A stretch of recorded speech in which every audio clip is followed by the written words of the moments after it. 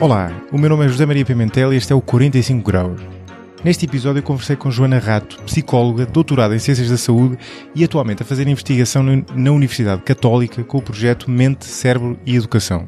A Joana publicou recentemente, juntamente com Alexandre Castro Callas, o livro Quando o Cérebro do Seu Filho Vai à Escola.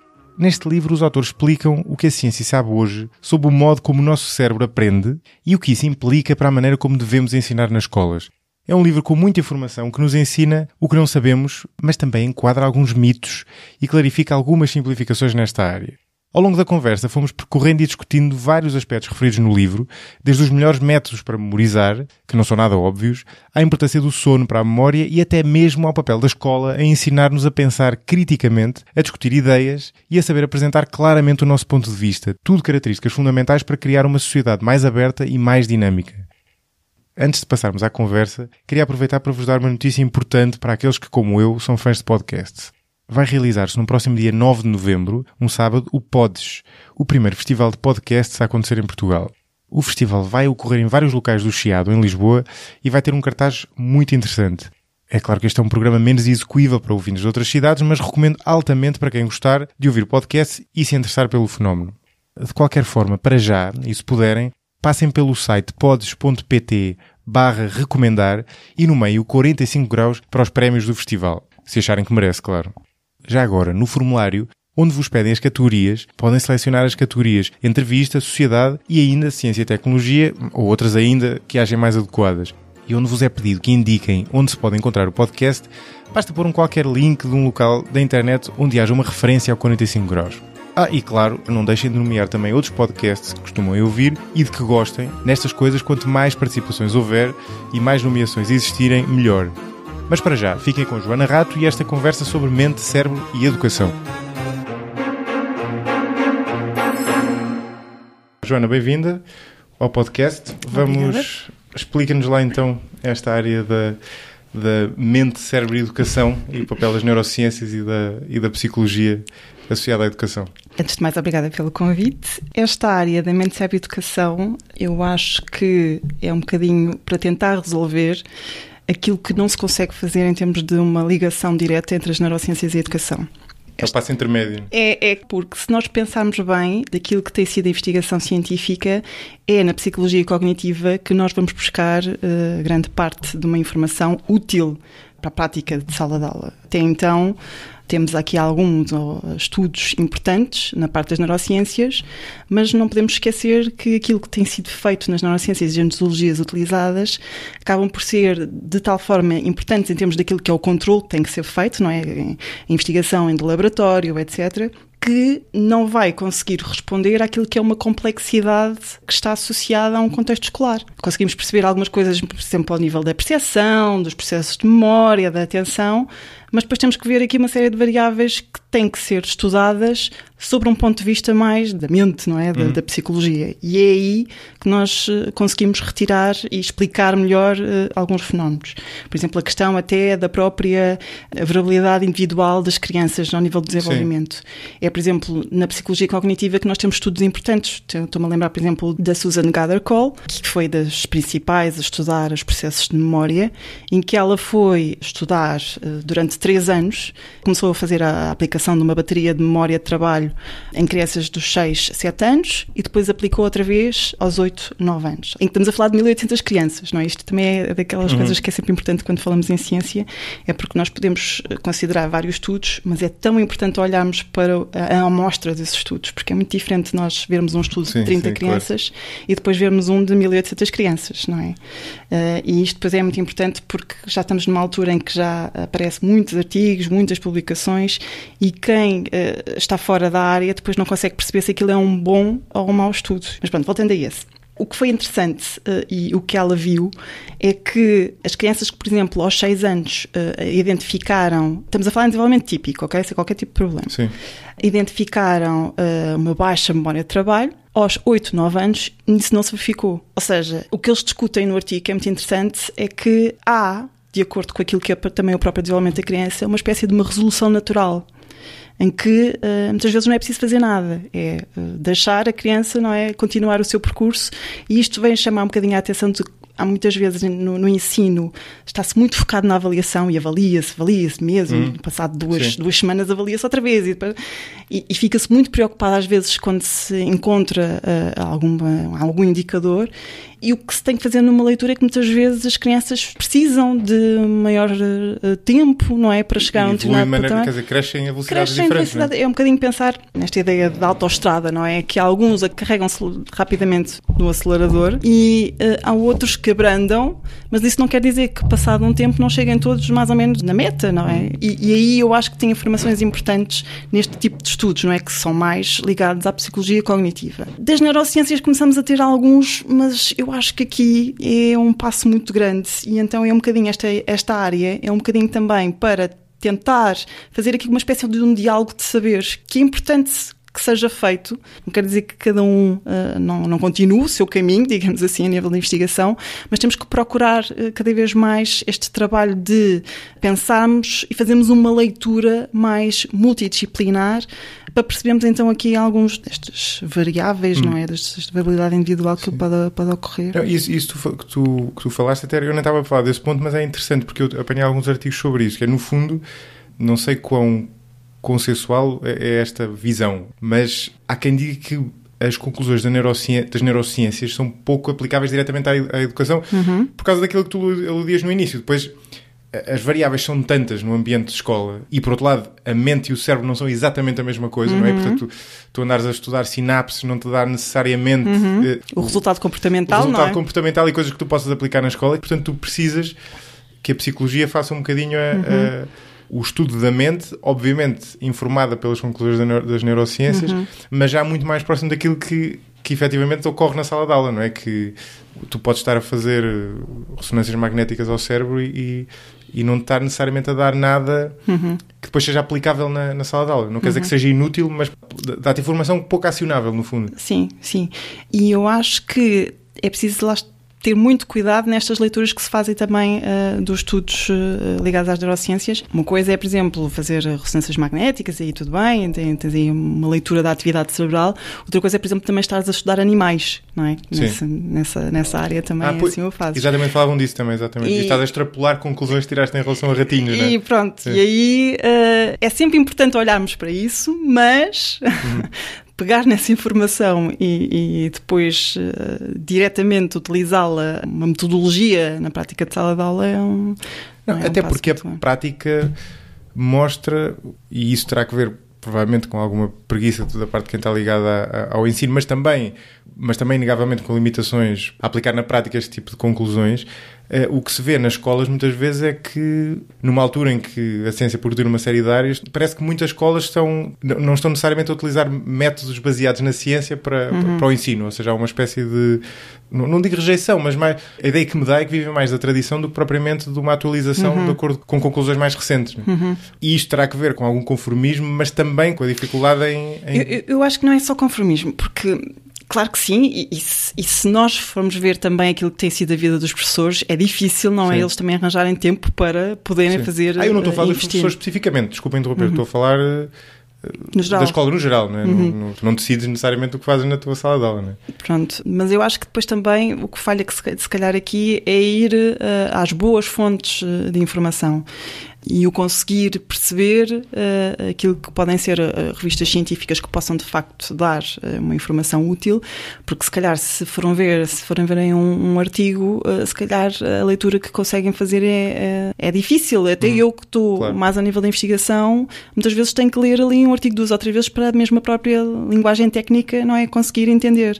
Por isso depois é fácil conseguir fazer ali uma série de instruções quando não se está a ler algo que seja da sua área. Agora, parece-me também, por exemplo, nesta construção da ponte, eu acho que a falha não pode ser só de um lado, tem que haver do outro. Sim, claro. E eu acho que também, da parte dos cientistas, também houve aqui um bocadinho um virar de costas, não é? Daquilo que iam fazendo, produzindo ciência, descurando um bocadinho aquilo que também é a realidade. E eu acho que isto é que deve começar a acontecer. Deve começar, então, a se fazer desenhos de projetos muito mais ligados àquilo que possa dar resposta às escolas.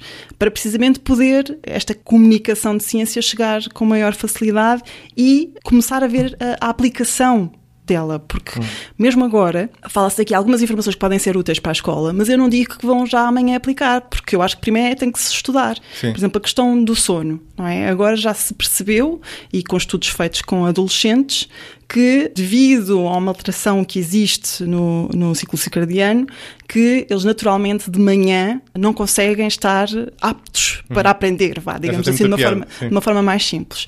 Por isso, colocarem um teste às 8 da manhã para um adolescente é um sofrimento. Se assim é, se calhar estas questões devem ser pensadas. Agora, uma questão é pensar, por exemplo, no horário no teste, outra coisa é alterar o início da escola, que já foi feito em Inglaterra. Exato. Só que isto tem aqui uma série de complicações, não é? Discute-se imenso, aliás, houve uma discussão que fiz recentemente com professores, que também foi muito interessante percebermos do ponto de vista deles, e eu acho que é isso que pode dar a solução para poder aproximar os vários campos, é haver diálogo direto entre os vários profissionais. Até para poderes fazer testes, por exemplo. É para fazer, e tenho aprendido imenso sobre aquilo que também é quem está a trabalhar diariamente com as crianças, sim. E sabendo a realidade das escolas. Mas pronto, estava a dizer isto do sono, que é algo que tem que se pensar, não é? Uma coisa que pode funcionar em Inglaterra não quer necessariamente dizer que pode funcionar cá. E isso é logo uma das coisas. Primeiro tem que se estudar. Será que eu ia perguntar exatamente? Isso tem sido estudado? Eu acho que começa... Estudado, isto é, têm sido feitos cá em Portugal, testes, é? Eu julgo que começa a haver alguns projetos em curso. Nada ainda foi publicado, pelo menos ainda não vi nada publicado. Mas desconfio que já começam a haver aí projetos em curso. Um deles nós até também tentámos fazer, que foi só ver os níveis de atenção. Por exemplo, aplicámos um teste de atenção a adolescentes logo às 8 da manhã e às 10 da manhã. Exato. Pronto. E aí percebemos, mas este estudo ainda não está publicado e eu digo-te que temos que aumentar a amostra, ainda é insuficiente. Não te posso dizer se de facto isso acontece, mas, e agora em termos práticos, não é? Porque uma coisa para nós pode ser um interesse daquilo que seja um estudo científico, outra coisa é aquilo que é a realidade e como se pode, de facto, fazer esta alteração, por exemplo, no início do horário escolar. E é engraçado que os professores levantaram uma questão que eu achei logo interessante, que é algo que nós temos que pensar logo. Nós podemos até alterar o horário escolar, mas as crianças acordarem à mesma hora porque os pais têm que ir trabalhar e vão pô-los na mesma, se calhar lá às 8 da manhã, mesmo que elas só tenham aulas às 10. E então, como é que se resolve isto, não é? É engraçado que depois nesta discussão colocou-se logo uma hipótese de estudo, obviamente, que era, pronto, ok, então nesse grupo, que inevitavelmente então os pais vão lá colocá-los na mesma, independentemente de só começarem às 10 as aulas, criar a própria escola condições para esses que chegavam às 8 poderem descansar durante aquelas 2 horas antes de começar efetivamente as aulas. Pois estava a pensar nisso, exatamente. E então poder fazer aí uma medição, quer a níveis de atenção ou depois ao nível de desempenho de memória, nesses que a própria escola até oferecia a hipótese de descansar, mesmo que tivessem. Mas pronto, isto são ideias que vão surgindo. Não, mas é giro explorar isso. Vão surgindo. Mas isto é para te dar o exemplo de isto já é investigação a entrar na escola. Sendo que aqui, obviamente, fazes uma série de limitações. Mesmo quando estás a estudar estas questões, tens que, por exemplo, neste caso, sobre o sono, tens que garantir que aquele grupo de jovens tem uma boa higiene de sono durante a noite. E aí, retirando aquelas coisas que já se sabe, toda a gente fala, não é? Que os miúdos têm os telemóveis na mesa de cabeceira, com as notificações constantemente, e isso obviamente iria inviabilizar qualquer estudo que se faça ao nível do sono. Por isso, também tinhas que controlar, e estas questões depois é difícil. Tens que controlar uma série de variáveis. É muito difícil, e tens que criar aqui compromissos, não é? Não só com os professores, mas também com os próprios pais, com os próprios miúdos, por isso é difícil muitas vezes de executar bem este tipo de estudos, porque tens aqui uma série de coisas que tens que controlar. Aí existe pelo menos uma diferença entre a altura em que o sono ocorre e teres um período de sono mais tardio, pode estar mais em linha com o ritmo circadiano, e a quantidade de horas de sono, era aquilo que tu dizias. Para estar a corrigir o primeiro, pode estar a piorar o segundo e aí não adianta de nada, não é? Agora, esta área é engraçada porque, quer dizer, é engraçada e é ultra impactante porque tu, na prática, tu estás a lidar com, do ponto de vista social, das instituições mais importantes, que é o ensino ou a educação, que lhe queremos chamar. Importantes em vários sentidos, mas também no sentido do capital humano que existe nessa sociedade, não é? Tu estás a escola tem um papel fundamental na formação de pessoas e em equipá-las da melhor maneira para a vida delas. E o que este tipo de investigação permite, nem é bem concluir, é no fundo permitir ir fazendo um ajustamento da navegação, ou dando instruções para ajustar a navegação, muitas vezes de formas que não custam nada. Muitas vezes, não quer dizer que na prática não tenha, às vezes na prática tem um bocadinho mais, mas lá está. Ou os aulas começarem mais tarde, ou adotar métodos de ensino ligeiramente diferentes, que sejam mais eficazes no ensino aos alunos. E ainda por cima tem, a prazo, é bom para todos os intervenientes, não é? Porque se tu tiveres uma escola melhor, tu trazes os professores mais motivados e os alunos mais motivados a aprender melhor. Sim, sim. E essa é uma das coisas que também que noto conta agora com o trabalho que tenho feito com as escolas diretamente, porque este trabalho que eu tenho feito de pós-doutoramento vem mesmo tentar trabalhar dentro das escolas com os professores. Nós até fizemos aqui há 3 anos uma pós-graduação mesmo, Mente Seb Educação, um bocadinho para atrair os professores, para ver se conseguia agarrar alguns professores para trabalhar com eles. Alguns agarrei de início, outros foram fugindo, mas pronto, isto foi permitindo depois ir conhecendo as escolas e tentando aqui fazer alguma coisa. Mas é difícil porque seguem muito uma determinada rotina, muito agarrados àquilo que é o currículo, que depois este tipo de investigações implica uma mudança aqui de horas disponíveis para aquilo que já estava até programado de acordo com o projeto educativo, etc. E tal. Por isso isto muitas vezes só funciona com muito boa vontade, com muitas autorizações e consentimentos, e só agora é que nós estamos a conseguir arrancar com alguns destes projetos. Por isso isto tem sido um caminho longo. E às vezes apetece um bocadinho desistir, sou-te sincera, mas... Pois, imagino que sim. Mas pronto, acho que... Mas quais têm sido as maiores dificuldades na prática? A grande dificuldade é porque quando nós queremos seguir um método científico, aquilo tem que ser um bocadinho rigoroso. Por exemplo, número de sessões que um programa tem que ter, aquilo depois não convém falhar. E depois temos situações em que, por exemplo, já aconteceu um projeto que era muito engraçado de uma professora que trabalhava com um grupo difícil de crianças de 6 anos. A escola estava situada num bairro social. E que as crianças tinham, obviamente, uma desmotivação, não é, para a escola muito grande. E depois, como é que tu consegues pegar nesta população para ensinar a ler e a escrever, não é? Com métodos um bocadinho mais rigorosos e que são aborrecidos, não é? Todos nós já passámos por isso e há tarefas que são de facto aborrecidas, mas que nós vamos regulando, não é? Para conseguir fazer aquela aprendizagem. E então, uma das soluções que na altura depois discutimos era criar o gosto de ler. E então essa professora iria todos os dias, no início da aula, ler uma história para aquelas crianças de 6 anos, precisamente para, dentro daquela história e de imaginarem aquela história, é que depois iriam partir para atividades mais, se calhar, de como é que é o A, ou seja, tentar criar aqui um entusiasmo, puxar a curiosidade, tentar criar aqui um contexto, não é? Porque isto também é importante para aquilo que também já se sabe do próprio cérebro, não é? Nós estamos sempre a tentar criar aqui um contexto, uma história. Por isso é que facilmente, não é? Nós seguimos muito bem, se começarmos até a perceber a história, seguimos muito bem e queremos saber mais sobre o assunto, se nos contarem como história. E o nosso cérebro é feito para funcionar através de histórias. Pronto, e então este contar de histórias iria um bocadinho servir como um mecanismo de chamar a curiosidade das crianças e depois a partir daí, se calhar, ir até a umas tarefas mais chatas, que é, por exemplo, até escrever o próprio A e perceber até de forma repetida fazer essa tarefa, não é? Claro que isto depois temos que ter um grupo experimental, grupo de controlo, o tempo dedicado às histórias, quais as histórias, pronto, isto tem que ser tudo definido. O que aconteceu? Essa professora era, por exemplo, a coordenadora do primeiro ciclo, houve uma professora que teve de baixo e ela teve que substituir, o projeto caiu. Pronto, a partir desse momento, não é? O que é que nós podemos fazer? Porque isto depois, muitas destas investigações não têm o financiamento, não é? Acaba por estar tudo dependente daquilo que até é o interesse do próprio professor, porque queriam ver se aquilo funcionava, se tinha algum efeito. Nós até medíamos depois a fluência verbal ao início, pronto, tínhamos uma série de tarefas que iríamos avaliar como pré-teste e depois pós-teste. E isto iria-nos permitir, se esta estratégia naquele grupo de crianças, com aquelas características, se fazia a diferença do que um outro grupo em que tinha o dito método tradicional. Pronto, estas são algumas das situações em que muitas vezes isto estou a dar um exemplo de vários que já tive nos últimos anos. Sim, exatamente, eu imagino que sim, e isso explica um bocadinho porque é que é tão difícil aplicar isto na prática, não é? Na prática da escola. Não só fazer estudos práticos, como depois até aplicar na prática da escola, porque depois essas mesmas dificuldades também estão presentes quando as escolas tentam aplicar, não é? Que há ao professor ou há uma limitação qualquer de logística que impede aquilo de ser feito. Mas olha, se calhar uma maneira gira de irmos descascando as conclusões que já existem nesta área é tentar ir uma por uma nas várias áreas que justamente vêm abordadas no livro. De maneira simplista, é coisas que nós não estamos a fazer convenientemente nas escolas atualmente, ou poderíamos fazer melhor. Várias destas coisas ressoam com aspectos em que eu já tinha pensado, que é sempre agradável de ler. E uma delas tem que ver com a questão da participação dos alunos nas aulas, ou seja, de não ter um método de ensino em que os alunos têm um papel passivo, mas ter um método em que eles tenham um papel ativo, em que eles sejam intervenientes também.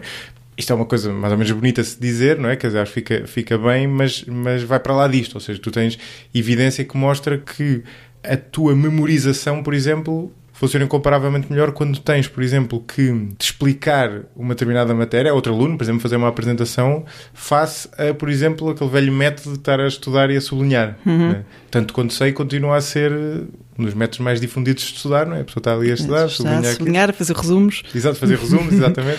E não só, há uma meta-análise muito interessante em que foi para aí revisto, para aí 600 e tal artigos, é uma meta-análise muito boa, em que faz uma espécie de ranking das melhores formas de aprender, as melhores metodologias de aprender. E a primeira, salvo erro, não era tanto o explicar, era o autoquestionamento. Exato. E isto é engraçado, e se nós percebermos o que é que implica nós próprios colocarmos as questões para podermos responder a elas, não é? Implica precisamente nós entrarmos no assunto, não é? Porque se temos que formular uma questão e se lhe temos que lhe dar resposta, implica mesmo trabalhar melhor o assunto do que simplesmente sublinhar ou ler pensando que se vai fazer apenas um resumo, porque esta também é a diferença, não é? Exato. Por uma coisa é que nós podemos estar a ler e pensar, bem, ok, depois no final tenho que colocar aqui algumas questões sobre isto e saber respondê-las. Outra coisa é ler só para depois tirar ali umas ideias e escrever 2 ou 3 tópicos sobre aquilo. E, de acordo com essa meta-análise, esta questão do self-testing, não é? O autoquestionamento, o ir fazendo perguntas. Mas isso é o quê? Desculpa interromper. Isso na prática é o quê? Eu fiquei curioso em relação a isso, ou seja, porque eu não tenho certeza se estou a entender bem o que isso é. Ou seja, o que é que seria, por exemplo, estar a estudar psicologia, por exemplo, para não ir mais longe, de acordo com esse método do autoquestionamento? Estás a estudar sobre um assunto. Mas começas a fazer perguntas alto a ti própria, é essa a ideia? Não, defines mesmo questões, como se tivesse, agora ias fazer a ti próprio um teste. E então tens que selecionar que perguntas é que tens que fazer para poder responder sobre aquele assunto. Ou seja, estou a perceber, o trabalho é tu abordares aquela matéria como se a estivesse a converter num exame. Exato. Mas atenção, porque uma das coisas que depois também é discutido é em algumas idades, não é? Isto é difícil de acontecer, mas é possível com a orientação do professor. Agora, por exemplo, estou a pensar em jovens universitários, não é? Aí, para melhor conseguires perceber aquele assunto, estás a estudar sobre um determinado assunto e depois sobre aquilo que questões é que deves responder. E depois pensar sobre essas questões. E depois aí pegares naquilo que... Ok, já estou a perceber. É pensarmos sempre, que eu acho que isto que não estamos habituados a fazer, é questionar-nos, não é? Questionar sobre aquilo. Não é? Até por causa daquilo que tu falavas há pouco, ao estares a questionar-te, ou ao estar a ter que fazer uma apresentação sobre um determinado tema, ou a ter que dar uma aula sobre esse tema, o truque, no fundo, é que, ao fazeres isso, tu estás a ativar um modo cerebral diferente e que tem no fundo é quase como se tivesse uma ligação mais forte à memória. Não digas modo cerebral, quanto muito circuitos. Eu ia dizer circuitos por acaso, mas até corrigi-me erradamente. Porque isso depois dá sempre aí a ideia do modo cerebral, parece que só uma área é a atividade. Não, acho que são circuitos. Eu acho que há pouco estávamos a falar, não é? Depende um bocadinho daquilo que é o foco, não é? Do que estás a fazer. Quando tu estás, por exemplo, a dar uma aula em que, entretanto, já trabalhaste aquela informação várias vezes, quando estás a falar sobre o assunto já te vais lembrar de outras coisas do que não te lembravas, se calhar, da primeira vez que trabalhaste o assunto. E isto vem um bocadinho com esta questão também, que as neurociências nos vêm dizer que nós aprendemos muito melhor se tivermos uma experiência prévia sobre as coisas. Claro. E isto vai nos ajudar depois a fazer esta transferência da informação e fazer outro tipo de ligações e lá está, novas aprendizagens. E outro aspecto que também tem um peso grande na aprendizagem, que falas também, é a questão da curiosidade, não é? Ou seja, de tentar acender a curiosidade do aluno. E esse é outro que nós, pelo menos da minha experiência, o podcast é um bom exemplo disso, esse é um dos motivos, ou se calhar o principal motivo pelo qual eu só falo no podcast temas que me interessem e que acendam lá esta curiosidade, é porque quando tu estás a ler ou ouvir ou o que seja, ou a falar com alguém sobre um tema em relação ao qual tu tens curiosidade em saber o que está por trás dele, isso lá está, tive uma série de circuitos que depois te permitem memorizá-lo muito melhor e aprender sobre ele muito melhor e que ele fique muito mais entranhado do que estar a ler sobre uma coisa que não tem graça nenhuma. O que, aliás, é interessante porque faz... Eu ao ler sobre isto, lembrei-me de uma coisa que já penso há muitos anos, que é a correlação grande que existe. Eu nunca vi nada académico realmente sobre isto, mas acho que a evidência é tão grande de nós próprios e das pessoas que nós conhecemos que duvido que a evidência seja no sentido oposto. A correlação enorme que existe entre a potência e a aptidão, ou seja, entre as coisas que nos interessam, são normalmente as coisas em que nós somos bons. Há casos em que isso não acontece. Eu tenho um amigo, dou sempre o exemplo dele, que era muitíssimo boa matemática. O pai dele até dizia que ele tinha... Depois acho que a história não era bem verdade, mas que ele tinha aprendido a contar com o despertador, com os algarismos do despertador. E ele depois fez o curso de matemática, depois foi para jornalismo, mandou aquilo às malvas porque interessava-se muito mais por outras áreas. Portanto, é um caso em que isso não acontece, mas na maior parte dos casos, aquilo porque nós nos interessamos é aquilo em que nós somos bons. Porque, no fundo, uma coisa e outra estão ligadas, não é? Se nós nos interessamos, vamos, lá está, ativar os circuitos cerebrais que permitem aprendermos mais sobre aquilo e de certa forma, estarmos a olear a máquina, não é? À falta de melhor analogia, para depois virmos a ser melhores em relação àquilo, que é um insight interessante. Eu acho que aí trabalhamos aquilo que é o tal sistema de recompensa, não é? Exato, se nós, dopamina. Se nós queremos saber sobre algo, investimos e depois naturalmente vamos também memorizando melhor aquela informação. Há um estudo muito interessante que também falei aí no livro que fez precisamente isso, apresentava questões às pessoas e depois, antes de dar a resposta, perguntava se tinha interesse ou não na resposta sobre aquela questão. E fizeram a correlação entre aquelas que as pessoas indicavam que sim, que queriam saber a resposta, eram também aquelas, ou a maioria dessas respostas que sabiam, das perguntas que sabiam responder. Por isso, pronto, aí vem mesmo reforçar aquilo que estavas a dizer e que vem um bocadinho nessa questão do circuito da dopamina e que, se pensarmos, e agora de uma forma simples, atenção, porque isto é muito complexo às vezes de se explicar, e eu própria... Porque eu sou psicóloga e às vezes é uma psicóloga a tentar estudar o cérebro, não é? Há aqui coisas que eu também não sei muito bem como é que funciona, mas pensarmos e se olharmos e fizermos esta leitura também daquilo que é a estrutura cerebral e a funcionalidade, se nós pensarmos que, por exemplo, temos ali duas estruturas ligadas ao sistema límbico, não é? Mais ligadas à questão das emoções, mas, por exemplo, a amígdala é muito mais ligada então àquilo que é o sistema das emoções, não é? Aquilo que também nos bloqueia quando nós entramos aqui numa espécie de evitamento, não é? Ligado às emoções, mas é engraçado pensarmos que são duas estruturas que estão muito próximas do hipocampo, principal área caracterizada para a questão da memorização. Por isso este trabalho entre a questão emocional e a construção das memórias, temos ali zonas que estão muito próximas e a trabalhar no mesmo sistema. Sim, exatamente. E então é curioso depois vermos que é neste funcionamento que muitas vezes nós, quando estamos muito emocionados, quer seja uma emoção muito forte, positiva ou negativa, também é um registro que fazemos desse acontecimento também é muito mais forte do que uma outra situação exatamente, qualquer. Sim. O que de resto é fácil de pensarmos em memórias longínquas que tínhamos, não é? Normalmente estão associadas a momentos emocionalmente carregados num sentido ou noutro, não é? Pois. Portanto, isso que se discute é muito a ver, não é? Com esse circuito que está muito próximo e que se liga e que faz esta, não é? E tens a questão do stress, não é? Que se fala também, ou seja, o stress no fundo, ao teres um ambiente de sala de aula que seja tenso, tu estás no fundo a desativar essas vias de memorização, não é? Não é bem desativá-las, mas estás a... Inibe mais aquilo que é um bom processo para aprender, porque tu para aprender gostas de sentir desafiado, mas se sentes desconfortável e inseguro, vais estar focado noutro tipo de situações, quase tipo mais em sobreviver. Exatamente, estou a colocar isto de uma forma assim um bocadinho mais radical, mas estás mais focado em sobreviver àquela situação do que propriamente a aprender o que se está a trabalhar naquele momento. Por isso, esta ideia de a aprendizagem deve ser vista, não é, para desafiar, de estimular e é impedida, não é, se for uma coisa que te faça sentir desconfortável, não é? Sim. E ainda em relação à questão da curiosidade, isso também funciona no sentido oposto, ou seja, pelo menos, eu não sei qual é a tua experiência, mas outra das razões porque isto ressoa muito com a minha experiência é também porque lembro-me bem da experiência contrária, que é quando andava na escola ou na faculdade, sobretudo na escola, ter que estudar sobre temas que não me interessavam. Era muito difícil. Pois aí o que eu acho que falta muitas vezes é porque assim, nós também não estamos sempre a fazer tudo o que gostamos. E isto é uma mensagem também importante para as escolas, porque agora também se colocou tanto este ênfase de a escola é tão má e eles estão lá todos em sofrimento, que eu também não quero ver as coisas assim, porque eu acho que há é que equilibrar e contextualizar até junto das crianças, porque é que há momentos que de facto podem ser mais aborrecidos. Que também é uma aprendizagem. Porque também, exatamente, porque também têm que passar por isso. Isto não pode ser tudo, estamos ali a entreter os miúdos e tem que ser tudo muito divertido para eles poderem aprender muito. Eu ia dizer isso em relação ao stress, exatamente, porque lidar com o stress, por exemplo, também é uma aprendizagem para a vida. Também não convém que o frustração, não é? A frustração é de facto algo que nós temos que passar por ela agora. Ou ter que desempenhar sob pressão, por exemplo. Convém que não seja exagerado, e eu concordo que as escolas exageram, mas também não teres isso, não estás a equipar no fundo os alunos com... Sim, a questão dos testes, não é? Também é natural que convém que haja, não é? Exato.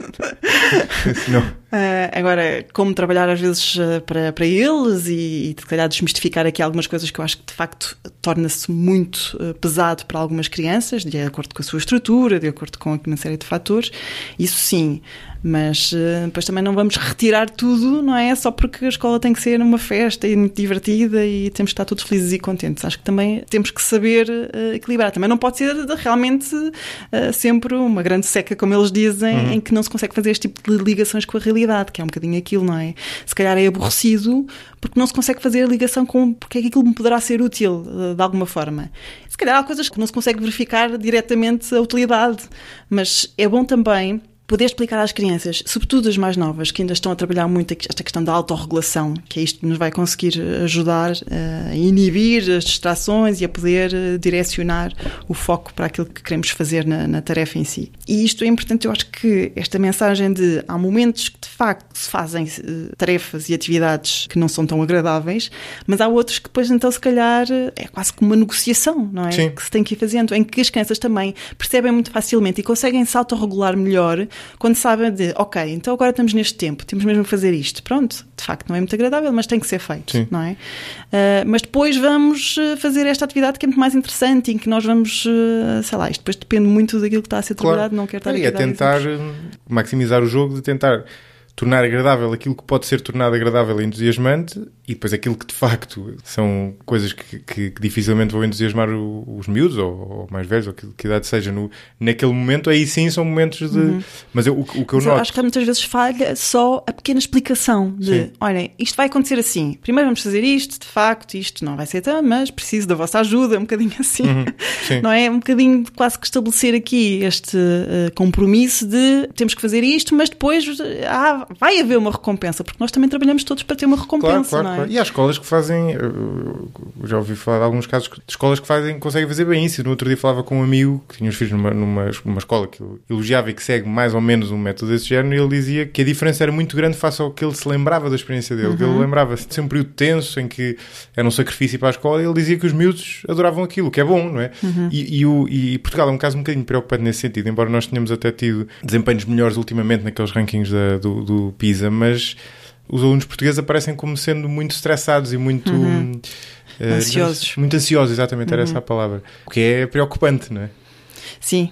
Até desse ponto de vista da memorização, não só o facto de estar ansioso é um mal em si mesmo, como tem esse efeito secundário de estar ele próprio a ser entropia sobre o processo de aprendizagem.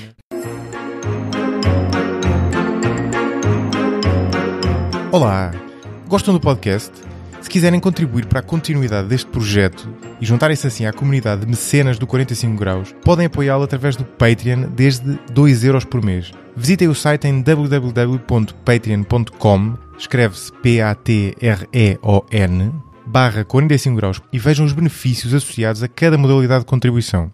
Desde já, obrigado pelo apoio, mas para já voltamos à conversa. O que eu me recordo desse relatório, eu li esse relatório e acho que havia vários pontos aí que se discutia, não é? Do porque é que as crianças e os jovens estariam então a apresentar maiores níveis de ansiedade. Falava-se também do grande uso e abuso das tecnologias, não é? De estarem sempre muito mais ligados agora aos telemóveis, toda essa dependência que quase que não te permite ter tempo para outras coisas muito mais interessantes, não é? E isso cria um isolamento. Mas os miúdos também na escola? Estou a dizer isto porque eu às vezes sou um bocadinho cético em relação a esse tipo de conclusões na escola. Já entraste num recreio e não vês os miúdos todos, estou a falar agora dos mais velhos, não é? Sim.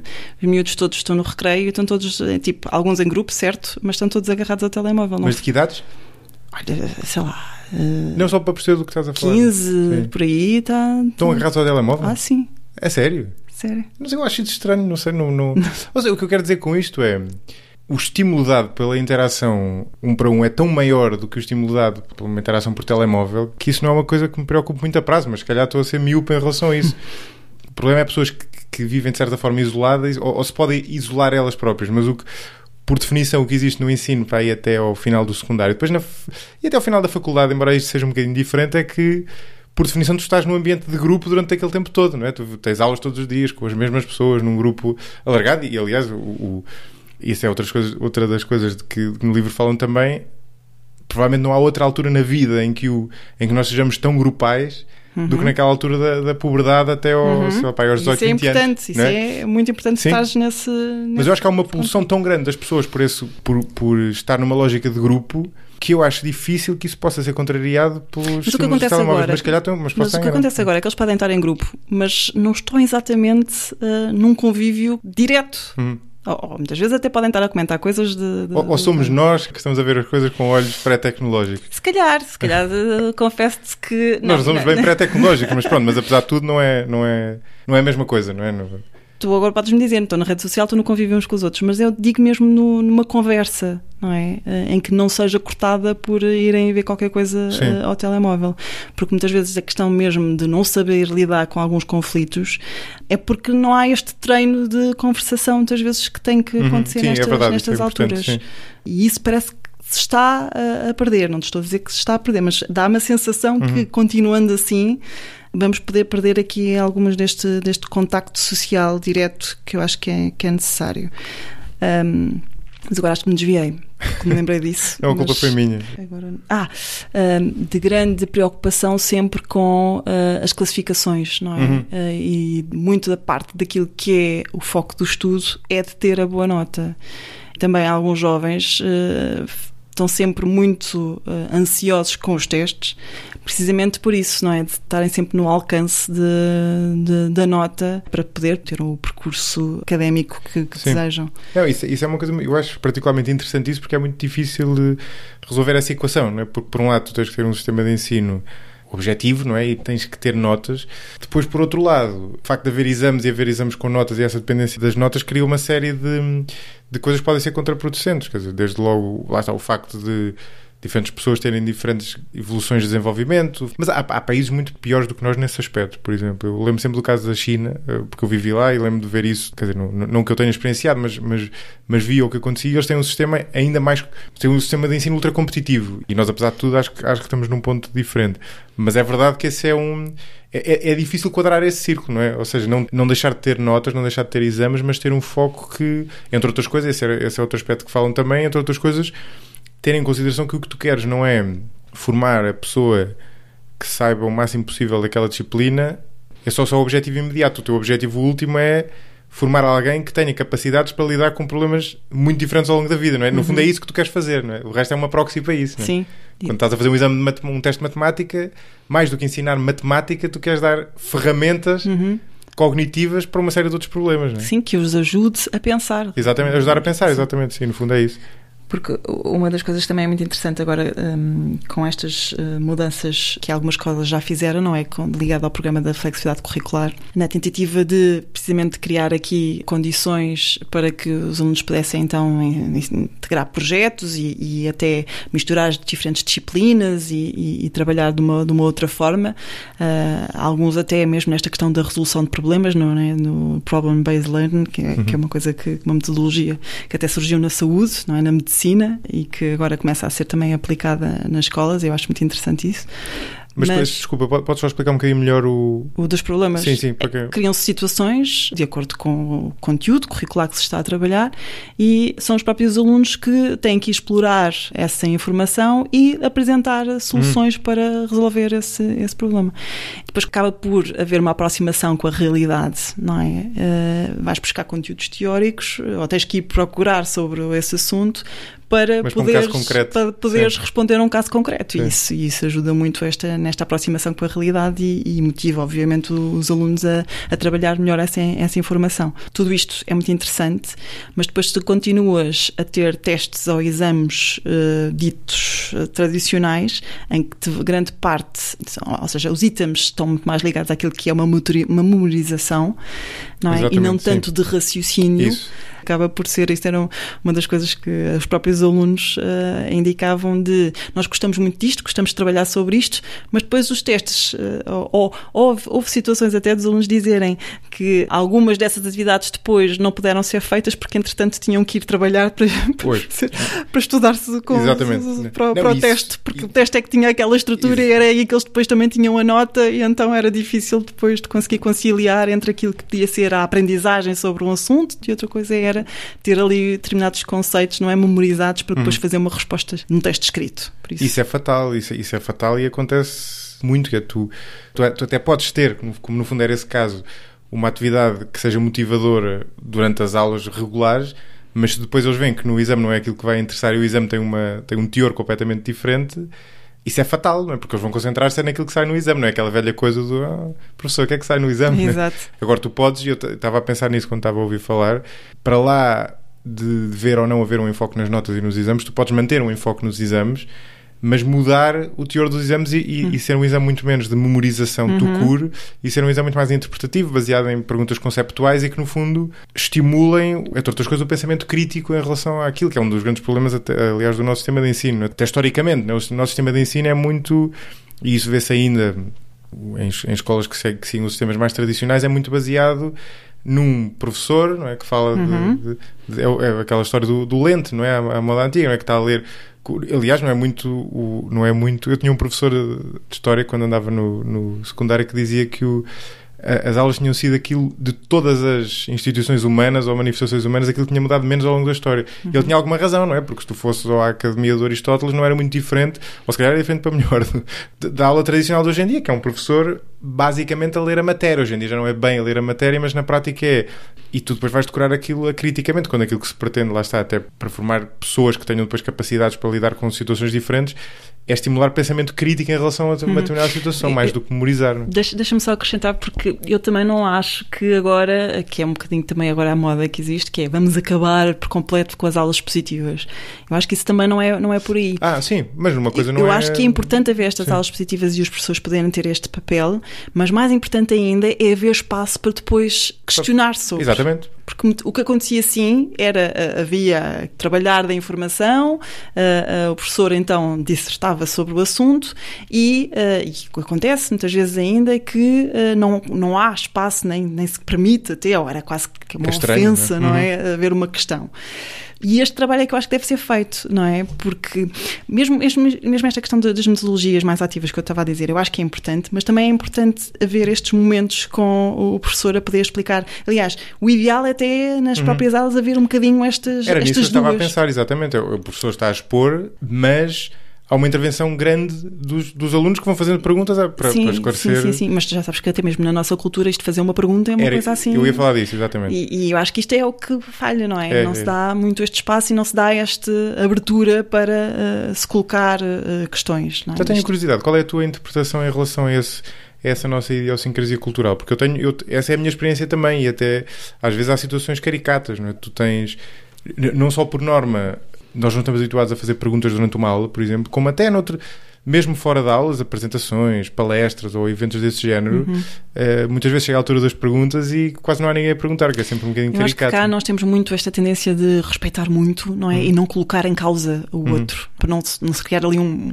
ambiente desconfortável. Acho que tem um depois bocadinho a ver com isso, sim. O outro pode não conseguir responder e então depois se calhar é difícil, mas eu noto isso também.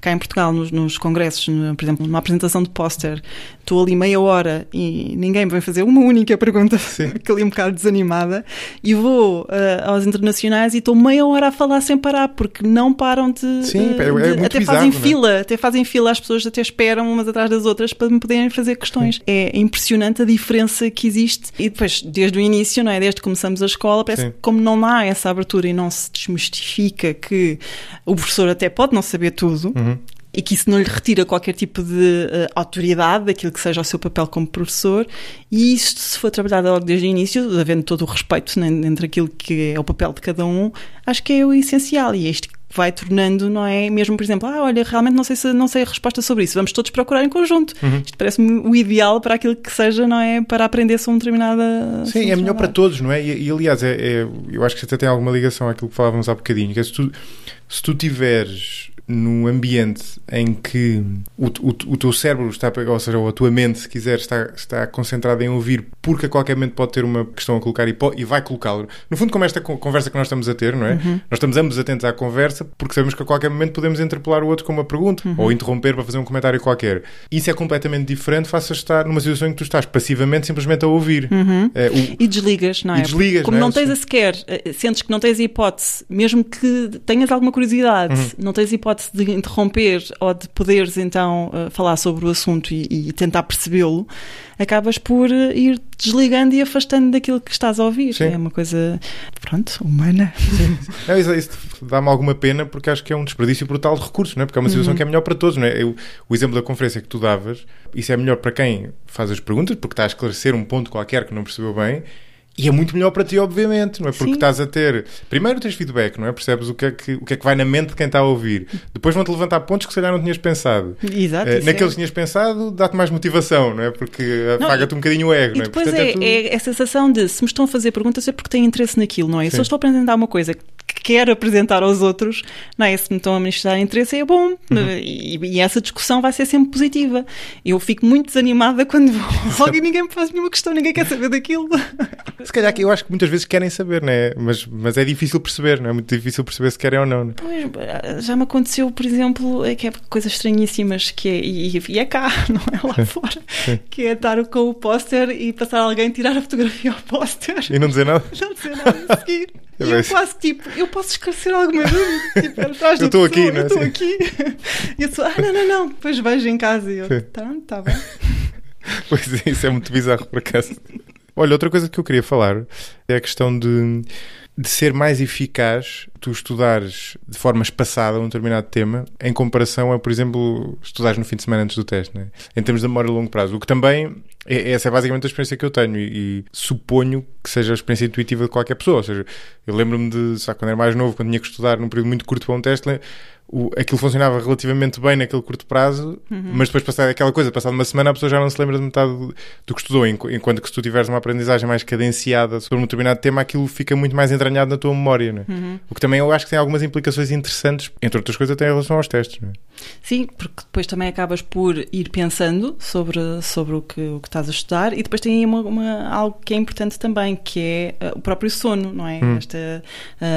O facto de dormir também te permite consolidar melhor a informação que trabalhaste e então também te reforça a construção da memória. Muito mais do que aquela questão das diretas. Não é? Sim, pois isso é evidente, claro. Sim, esse nem precisava. É engraçado depois às vezes trabalhar com os jovens e é também útil fazer algumas deste tipo de explicações de porque é que a direta não funciona. E isto explicando até em termos daquilo que é a própria estrutura do cérebro e a sobrecarga que existe e que isso depois pode levar a bloqueios, não é? Estas brancas, não é?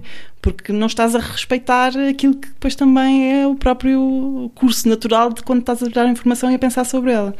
E é engraçado depois trabalhar com jovens e eles perceberem algumas destas coisas para poderem até muitas vezes modificar alguns comportamentos, porque já sabemos, não é? Nós todos passamos por isso e acabamos por depois cair nos mesmos erros. Mas muitas vezes fazendo algumas destas explicações também é importante para eles, se calhar, pensarem e evitarem algumas destas situações. E o que isso mostra, o que a investigação mostrava, salvo erro, é que o melhor método é estudar perto da hora de ir dormir, em vez de estudar de manhã. Ou interpretei mal? No sentido em que, estudando perto da hora de dormir... É bom depois fazer um período de sono entre aquilo que trabalhaste e depois vai-te... ok. Não é preciso ser ao perto na hora de dormir, não tem a ver tanto com isso. Eu tinha interpretado dessa forma, sim. Não, o estudo que aí falamos no livro é que quando foram comparados grupos em que uns tiveram o período de sono e outros não, os que tiveram o período de sono aumentaram cerca de 20% em tarefas de memória. Está bem. Eu tinha interpretado mal, ou seja, É o período de sono independentemente da altura em que tenha ocorrido o período de estudo, não é? Aliás, até porque agora, isto é uma linha agora que surge também de dar a importância às cestas. E houve um estudo feito no Brasil, muito interessante também, nesta ideia de levar a investigação às escolas, em que eles criaram um grupo em que crianças, eu julgo que são dos... Não eram os mais pequenos, nem eram adolescentes, andavam ali no 5º, 6º ano. E foi engraçado que é um estudo, lá está, são dos primeiros estudos que começam a aparecer, mas eu acho que isto vai começar a surgir em mais publicações nesta área. Colocaram então estas crianças a dormir a sesta nas escolas. E uma coisa interessante também deste estudo é que não foram simplesmente fazer a aplicação de tarefas de memória de atenção daqueles mais ligados à neuropsicologia. Foram precisamente medir conteúdos curriculares, ou seja, por exemplo, da história, da geografia. Okay. E verificaram que os miúdos que faziam sesta tinham melhores resultados nesses testes do que os miúdos que não faziam a sesta. Só para te explicar que, aparentemente, nesta quebra, não é, que se pode fazer a meio do dia, também pode trazer algum benefício no desempenho escolar. Agora, isto é só um estudo ainda, que eu acho que ainda está muito... Sim, mas no fundo tem o mesmo efeito, é interessante, sim. Eles depois avaliavam o tempo de duração, havia cestas de meia hora, outros mais curtos, portanto, eles depois discutiam um bocadinho isso, porque isso também foi considerado. Veio-me também um bocadinho quase que modificar aquilo que podia ser também o próprio registro das escolas, não é? Até que ponto... E isto pensando também em crianças em desenvolvimento, em crianças que podem, lá está, acordar muito cedo de manhã e que depois chegam ali a uma determinada altura, mesmo a meio da manhã, que lembro-me, por exemplo, das questões das crianças do pré-escolar, em que muitas delas já não fazem a sesta porque a própria escola não tem essas condições. Exato. Não é? Sim, exatamente. E temos crianças que aí de 4, 5 anos a necessitar claramente do período de sesta, e que isso, obviamente, depois vamos chegar aí à tarde, ao fim de tarde, com crianças muito com uma irritabilidade no máximo. Sim, e completamente não predispostas. E que isso tem a ver com essa questão de não promover esse período de sesta que será essencial. Não quer dizer que sejam para todas, já percebemos que há crianças que de facto podem não precisar, mas as que precisam, não lhes dá essa oportunidade, não podemos dizer que a escola está a ir ao encontro daquilo que seja o benefício da criança, não é? O benefício cognitivo e comportamental. Sim. Eu queria só falar ainda de uma coisa antes de avançarmos para os mitos que estão ligados a esta área, que é outro fator importante relacionado com a interação e com as conversas, que é, no fundo, outra face deste poliedro que nós temos andado aqui a esculpir, relacionado com a intervenção dos alunos, com o autoquestionamento e com a apresentação, a questão da conversa e da interação, e que tem muito a ver com a nossa dimensão do animal social, não é? Do nosso cérebro estar ele próprio feito para a interação. Eu também achei isso muito interessante, porque uma coisa que é chamada a atenção no livro é a questão de quão complexo e quão exigente é o processo mental da conversa. Porque lá está, para eu estar a conversar contigo e vice-versa, estamos ambos a pensar criticamente sobre um determinado tema, neste caso sobre a neurociência e a psicologia aplicada à educação, e estamos a pensar criticamente sobre esse tema e a consolidar memórias sobre esse tema. E estamos a treinar aqui uma coisa também muito interessante, que é o imprevisto, não é? Tu não sabes exatamente qual é o curso a que vem, então, e que resposta é que tu podes dar sobre tirar um assunto, então ao mesmo tempo estás até a própria pensar sobre ele.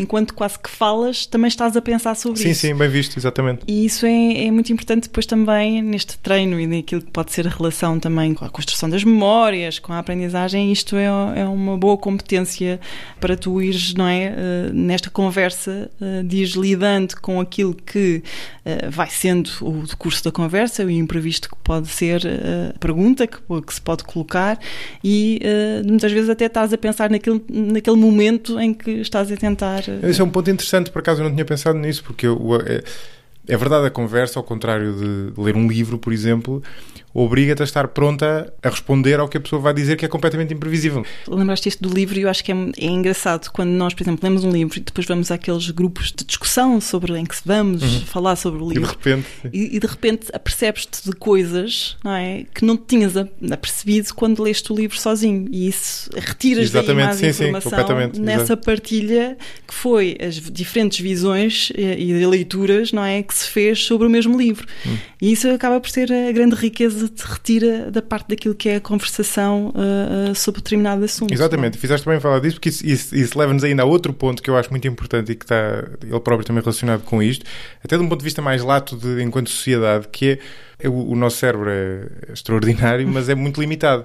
Até enquanto espécie, não é? As coisas que a humanidade fez foi pela conjugação de cérebros e não pelos cérebros individuais. Não é? O nosso cérebro individual vai sempre cometer erros, lá está, vai sempre ler um livro e foca-se numa determinada parte e não vê a outra. Sim, achamos que conseguimos fazer várias coisas ao mesmo tempo, mas depois não nos apercebemos, quer dizer, percebemos muitas vezes, não é? Mas falhamos numa dessas tarefas que estamos a e qualquer tarefa mais complexa e mais... como é que eu digo? Cria um conflito cognitivo, não é? Há determinadas tarefas que te criam um conflito que depois é difícil, tu tens mesmo que fazer a alternância do foco, não consegues. Há coisas que tu consegues... Conduzir e ir a falar ao telefone. Ainda assim não, porque às tantas ou te perdes no caminho... Se for o caminho rotineiro, sim. Se não for, caminho rotineiro, sim. Mas ainda assim, se a conversa te ver a ser muito complexa e se te implicar, não é? Estar aí com grandes pensamentos, aí vais ter que... há aí qualquer coisa que vai falhar. Claro, não, é verdade. Mas o que eu ia dizer era outra coisa ainda, que é, quando se tratam de problemas complexos no sentido de serem difíceis, mas também de envolverem uma série de variáveis. É muito difícil, é praticamente impossível tu conseguires fazê-lo individualmente de maneira eficaz. Daí a vantagem dos trabalhos de grupo, por exemplo, que normalmente são aplicados a esse tipo de coisas. O treino disso, não só na escola, mas depois para aquilo que será a vida profissional da pessoa, é fundamental, não é? Porque há coisas que sem trabalho de grupo, sem trabalho de equipa, vão inevitavelmente ser feitas de maneira pior. Há um exemplo que eu já falei até aqui no podcast uma vez, que é muito giro. Aquilo é baseado supostamente num exercício da NASA e é dado um caso em que há uma equipa de astronautas que teve uma avaria de um lado da Lua e eles têm que ir para o outro lado e podem levar um número limitado de objetos daqueles que eles tinham com eles e têm que decidir, no fundo, fazer uma ordem de prioridades para aqueles objetos.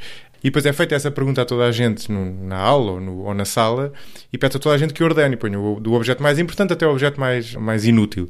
Tu depois fazes o mesmo exercício, depois das pessoas terem respondido, mas em grupo, em que há um debate entre as pessoas sobre o que é que se deve levar ou não deve levar e dá ele própria origem a uma tabela de ordenação. E tu depois o que percebes no fim é que a tabela de ordenação que resultou do trabalho de grupo é melhor do que quase invariavelmente, do que qualquer uma das individuais. De facto, é o essencial e também acho que nas escolas... Agora, eu acho que já se faz base isso, felizmente. Mas antigamente não se fazia tanto isso, não é? E mesmo os trabalhos de grupo era cada um fazer a sua parte. Exato. Era vamos dividir isto às postas, não é? E depois juntamos tudo no fim. Exato. Era um bocado assim o que se fazia. Mas agora não. Acho que agora isso já se tem a maior preocupação e isso vai também permitir, nesta questão da própria conversação, que também é necessário, não é? O respeitar o outro, a opinião, achas que isto faz exatamente, sentido. Sim. Eu imagino as discussões, por exemplo, nesse exercício, as discussões que se criam. Exatamente, e a pensar, mas este imbecil está a dizer que estupidez.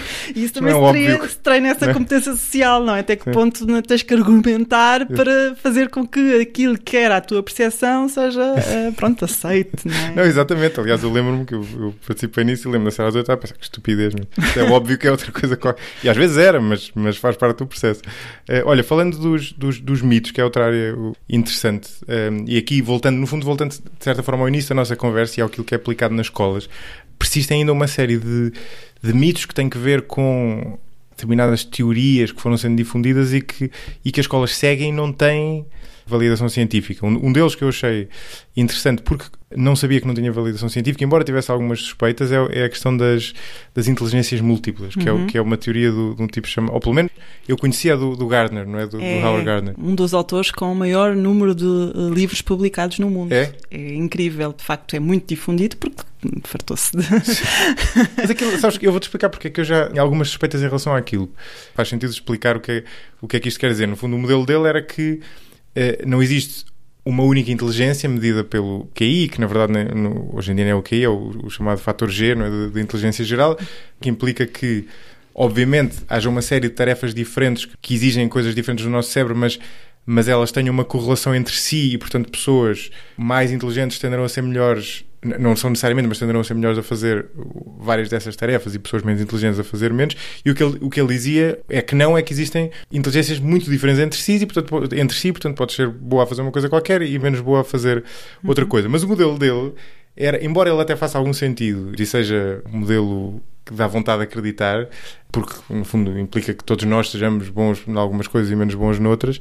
Eu já tinha percebido que aquilo tinha sido desenvolvido um bocadinho desta forma não empírica, não é? Correu-lhe para aí 5 ou 6 diferentes, depois acrescentou umas, depois achou que aquilo se calhar não fazia grande sentido, tirou, havia umas que é inteligência espiritual, uma coisa assim meio bizarra, não é? Depois tirou aquilo do modelo, mas quer dizer, não é assim que se faz ciência, não é? Não é assim desta forma de um dia vais-te deitar e acordas a achar, vou acrescentar aqui 2 inteligências diferentes. Deixa-me dizer primeiro uma coisa. Primeiro temos que ver quando é que ela surgiu. Eu sou-te sincera, eu na minha formação enquanto psicóloga eu dei Gardner e aquilo foi-me passado como pronto, uma teoria a seguir.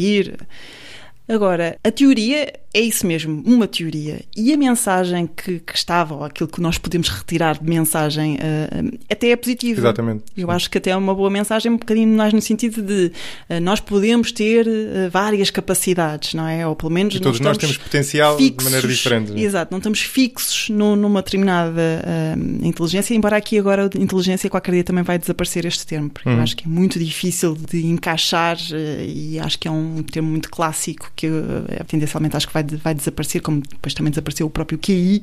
Agora, o que se discute aqui e que depois nós falamos no livro é que não tem a validade das neurociências. Ou seja, quando dizem que é uma teoria baseada no cérebro, não tem nada de cérebro, não é? E nós, vendo a teoria, vemos a complexidade tal, como é que se consegue medir e fazer aquela correlação entre as inteligências e as áreas cerebrais.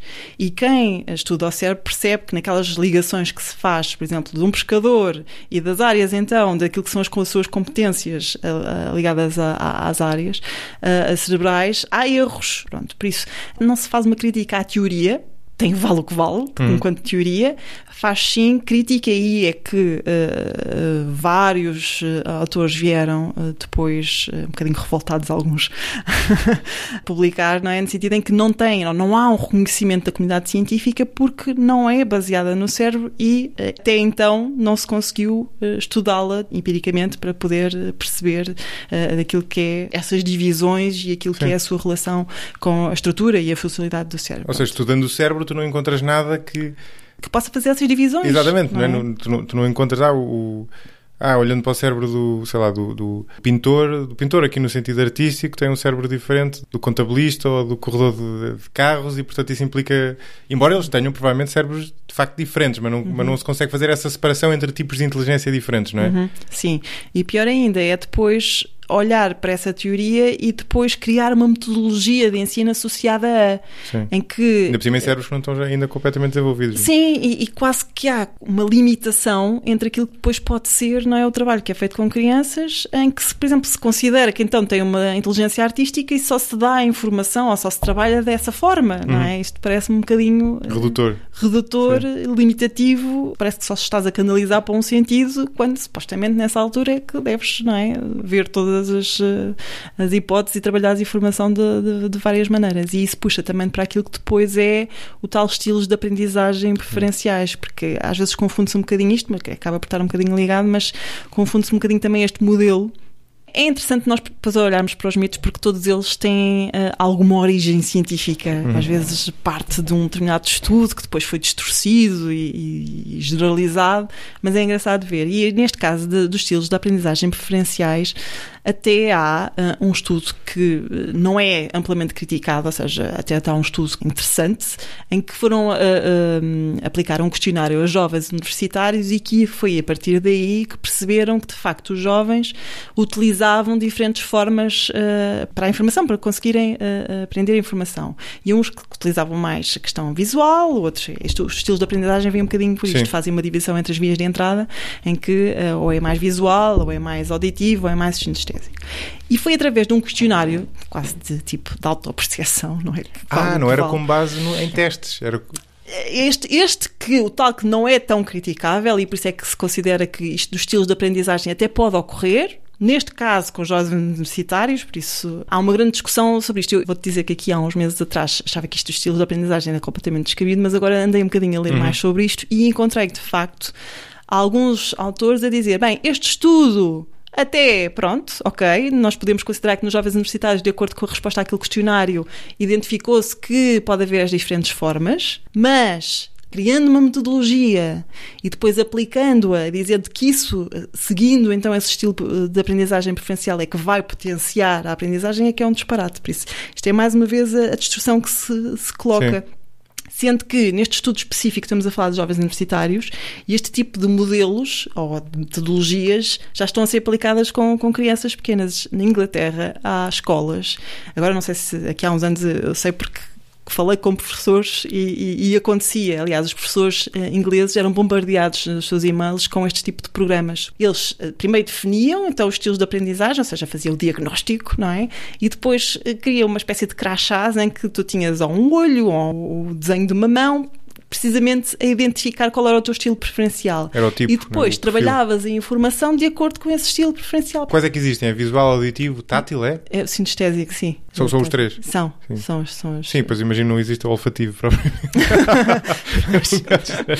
Pois isso, não foram ver os sentidos, não é? Exato, foram medir por através dessa forma, porque lá está, foi um modelo que se criou, sabes que mas que eu acho que em termos comerciais, e depois começou também esta coisa muito do brain gym, não é? De baseado no cérebro, e então este grande interesse que há agora sobre o cérebro agarrou, não é, as pessoas a achar que de facto, então se isto tem validade, ou se é baseado no cérebro tem validade, então deixem-me cá utilizar, porque isto vai então de facto melhorar o ensino e aquilo que as crianças aprendam melhor. E quer dizer, tanto um como o outro, tanto a história das inteligências múltiplas como esta dos estilos de aprendizagem tem inegavelmente alguma base de realidade. Agora, depois tem uma série de problemas. Por exemplo, este aqui parece-me desde logo ter o problema que é muito comum na psicologia, que é tratar como discreto coisas que são contínuas. Não é? Isto porque faz sentido que nós tenhamos métodos de aprendizagem ou vias de aprendizagem que sejam mais eficazes. Quer dizer, isso não me choca dizer que... Eu lembro, por exemplo, quando era mais novo e fiz um daqueles testes de orientação vocacional, o psicólogo falava disso. Ele dizia que, já não sei, acho que eu era tinha melhor memória visual do que memória auditiva, supostamente. Independentemente da validade do teste que ele me fez, isso até me faz algum sentido. Agora, qual é o problema? Tu, ao estás a pôr o crachá no miúdo a dizer tu és visual, significa que tu estás a tomar aquilo como ele sendo só visual, não é? Exatamente. E não tendo auditivo, é como se fosse só aquilo. Estás a tomar aquilo como sendo estável no tempo e não alterável. Exatamente. No cérebro do miúdo que está em desenvolvimento. Exatamente. Não é? Então, o que vais fazer, se calhar, é atrofiar ainda mais a memória auditiva. Não lhe vais dar variedade, não é? Exatamente, supostamente que é isso que também deves dar, independentemente daquilo que possa ser uma melhor forma de receber a informação. Mas só lhe dás daquela forma, ele, de facto, se calhar vai poder trabalhar melhor daquela forma. Mas é isso que interessa, não é? E é isso que depois vai permitir depois... Tens muitas outras variáveis, entre outras coisas, não é? Sim. Quer dizer, mas, quer dizer, dito isto, deixa-me fazer aqui um bocadinho... Mas deixa-me só te dizer, porque isto às vezes é muito difícil de trabalhar com professores que depois, mesmo na sua formação, têm isto como dado adquirido. Tem muitos anos, se calhar, a usar aquilo. Sim, e depois, assim, por cima, mesmo nas ciências da educação existem publicações, daí este interesse também de nós termos uma visão mais multidisciplinar, porque depois nós temos cientistas a olhar para esses estudos, e há um estudo também muito interessante que foi pegar nessas tais publicações das ciências da educação e identificar porque é que aqueles estudos tinham sido mal feitos, não é? E há algumas situações básicas, por exemplo, acho que os professores de ensino de línguas têm muito isto no ensino de línguas, acho que para visto do learning styles é tipo regra básica. E houve uma professora que uma vez disse, não, mas existem publicações sobre o learning style, e eu traga-me essas publicações. E depois é engraçado que depois eu fui-lhe mostrar também as outras publicações mais ligadas às neurociências e à psicologia, em que vêm precisamente identificar os erros desses estudos que tinham sido publicados numa revista das ciências da educação. E há coisas muito básicas que é, por exemplo, dizerem que sim, que o método funciona, mas que não tem grupo de controle.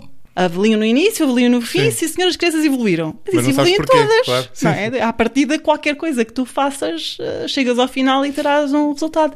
Se não há um grupo de controle, ou se não há uma boa metodologia a fazer, pronto, como deve ser esse estudo, tu não podes achar que aquilo é uma coisa válida, não é? Isto é difícil muitas vezes depois de trabalhar com os professores, porque é muito esta ideia, mas já está, se há publicações sobre isto, como é que isto não é verdade? Sim. E aqui a questão é, nem se trata de verdade ou não ser verdade. A questão é se há uma evidência científica ou não sobre esse assunto. E haver a evidência científica, se é robusta, porque muitas vezes eu não quero dizer que se calhar agora daqui a uns tempos não apareçam, se calhar uma série de estudos que vêm dar uma evidência robusta àquele método, mas até então não há.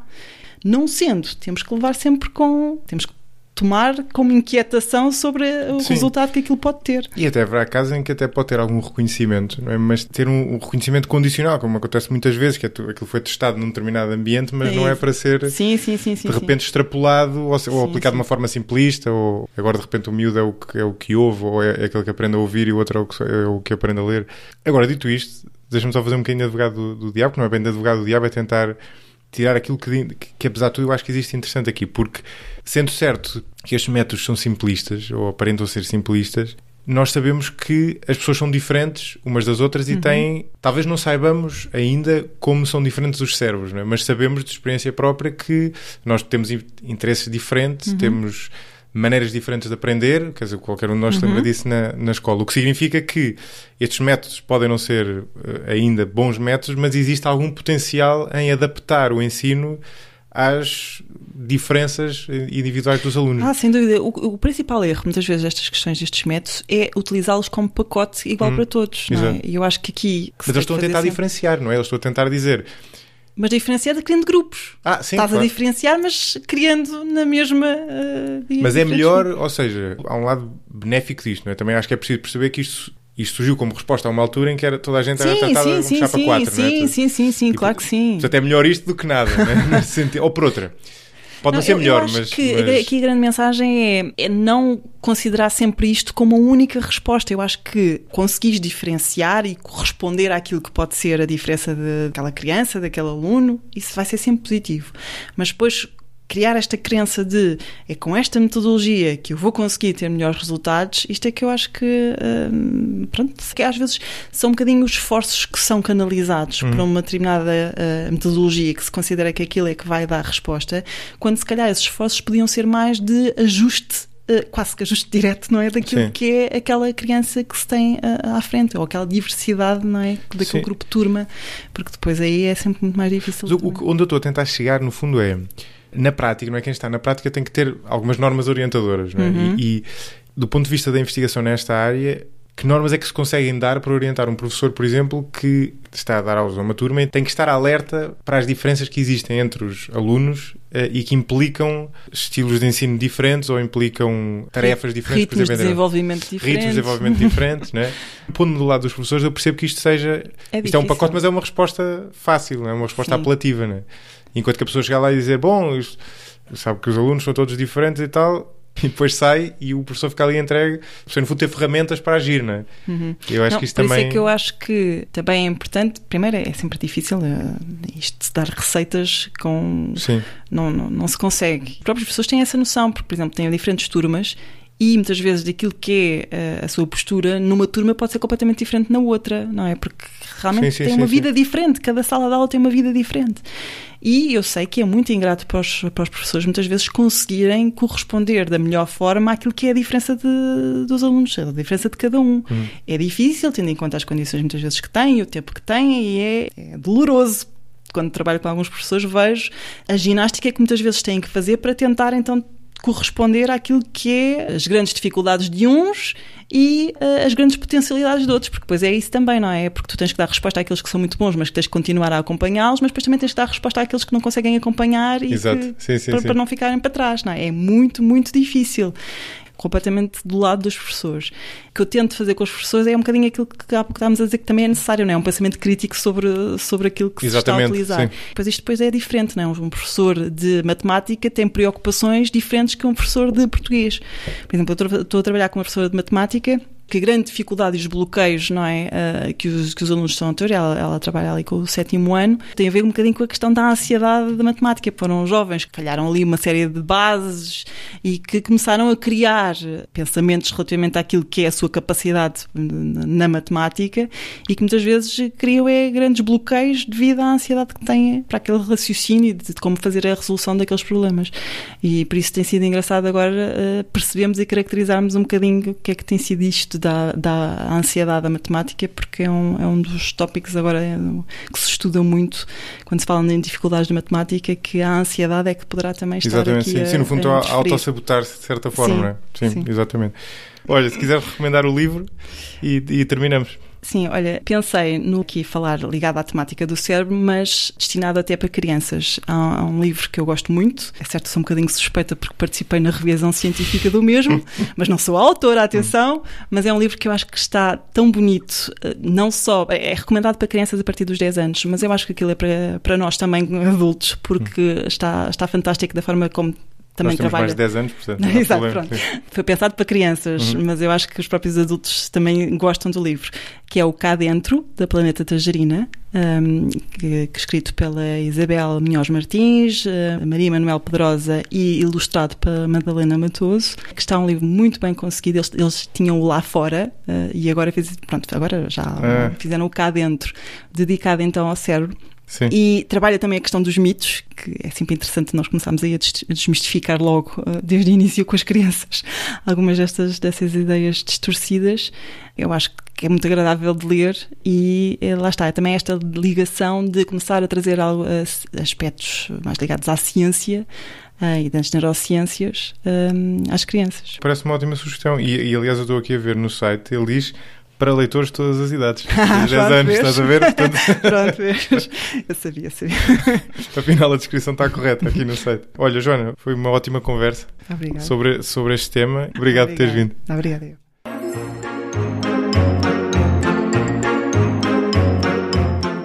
Gostaram deste episódio? Que parte da conversa vos ficou mais no ouvido? Se puderem, partilhem comigo essa impressão por e-mail para o 45graus@gmx.com para que eu possa selecionar esse excerto para o 45 Graus Express, o podcast onde publico versões reduzidas destas conversas. Obrigado. O 45 Graus é um projeto tornado possível em grande medida pela comunidade de mecenas que o apoia. Mecenas como Gustavo Pimenta, Eduardo Correia de Matos, João Baltazar, Salvador Cunha, Duarte Dória, Tiago Leite, Joana Faria Alves, João Manzarra, Mafalda Lopes da Costa, entre outros cujos nomes encontram na descrição deste episódio. Até à próxima.